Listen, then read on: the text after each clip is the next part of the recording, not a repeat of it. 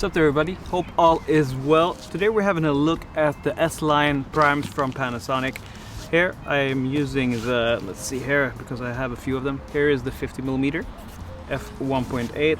Here is also the 85mm, and I have also the 24 and also the 18mm. So I have quite a few of them, and there are some really cool features that I really do love that Panasonic have implemented in these lenses.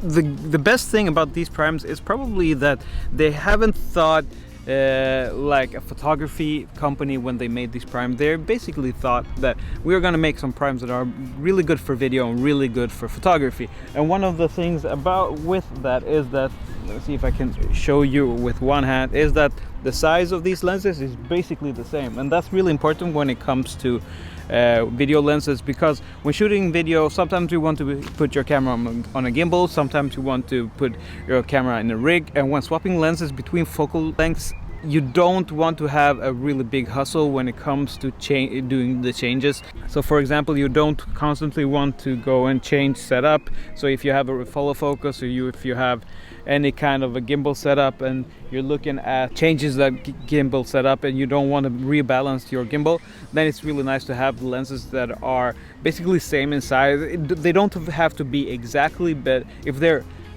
very close to size and weight, then you're done. So one of the most important features when it comes to lenses for video is that they basically have the same color rendition, because you don't want to be changing the color grade every time you swap lenses, because a lot of the time you don't know when you're shooting video which lens you used in which occasion. So the cool thing here with the Panasonic lenses is that they will rendition out basically the same color on the sensor of your camera. So that is such a great thing. So if you're shooting here with the 85, you swap to the 24 or the 50, you will know that the image will look very similar. And this is something that I tested out in the studio.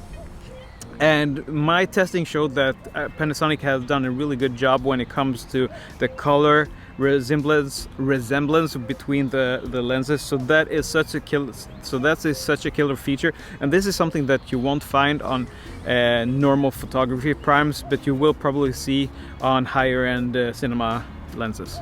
And one thing that is actually very important when it comes to lenses when you're shooting video is how much they breathe. And these lenses don't breathe basically at all. Here you can see some tests where I tried to see how much they're breathing, but as you can see, they don't breathe basically anything at all. However, most other photography lenses do breathe a whole lot, especially Sony lenses for some reason breathe very much, but Sony is trying to fix this in firmware in a lot of their cameras, where they actually go in and crop into the sensor instead.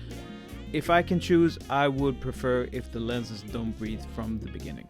So my favorite thing about these Panasonic lenses is gonna be the approach, and that's maybe a strange thing to say about the lenses, but the approach that Panasonic made when they made these lenses was that from the beginning they were thinking about the hybrid shooter, a shooter that both does photography but also does a lot of video. When it comes to video, these lenses are truly special. They really remind you of cinema lenses when it comes to like the size being basically the same, also the color rendition not being too far away from the different focal lengths. So when it comes to that aspect, Panasonic really revolutionized how they were thinking when it comes to producing photography and hybrid lenses, because nowadays we're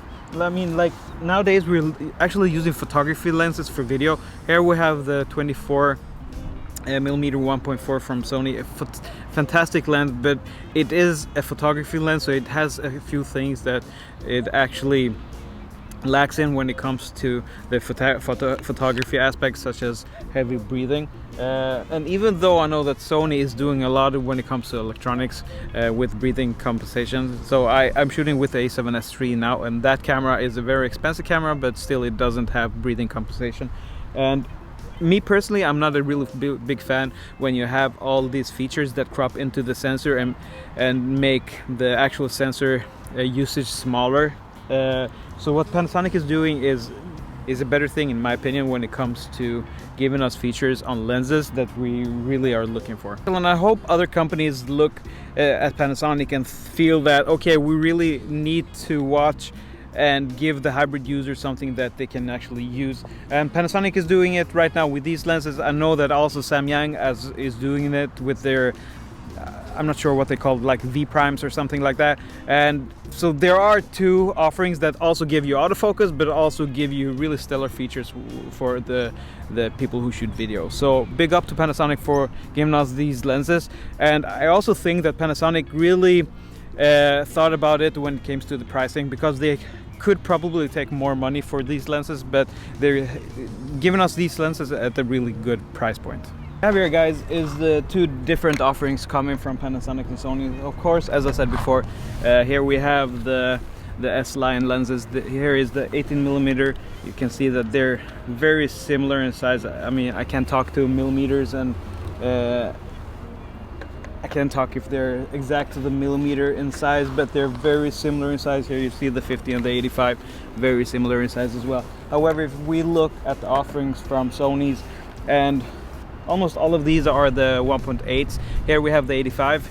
Here we have the nifty 50. Here we also have the 35. This is actually a very nice lens. I use the 35 a lot. Also here we have the 20, which, I mean, all these lenses look very different. They also are different in size, use basically different filter threads as well. So that's a thing that makes the Panasonic lenses really special. Here we actually have the 24mm from Sony, which is the only f1.4 that we have here, but a really nice lens. But yeah, that's basically why I really love the f1.8 lenses from Panasonic, because they are really similar. You can use the same filters on them, and for gimbal work, for having them on rig, they're really nice to use.